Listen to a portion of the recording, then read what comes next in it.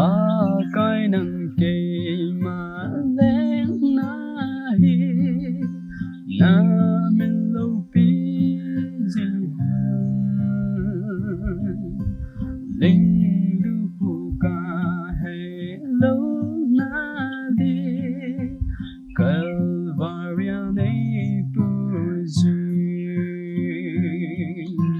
Gethsemane hay lâu na đi athoh ca hay lâu na đi lấy lâu xếp ca hay lâu na đi Calvary'a Neipuiyin la lan khổ chữ mê mu sa e gặp ana o na mu na lu pe na van tiêu thiên thiên na ngờ nâu mu na chữ Gethsemane hay lâu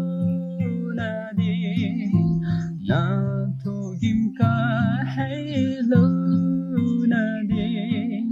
lấy lâu xếp ca hay lâu na đi Calvary'a Neipuiyin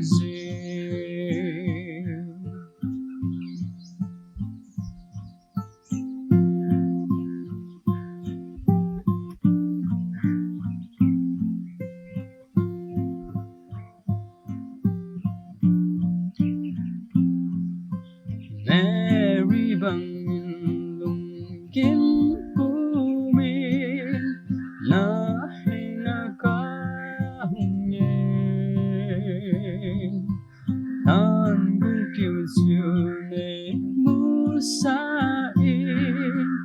Calvary'a Neipuiyin Gethsemane hay lâu na đi athoh ca hay lâu na đi lấy lâu xếp ca hay lâu na đi Calvary'a Neipuiyin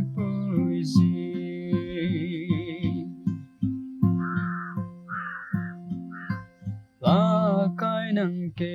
mà lên nahi na min lâu pi gì linh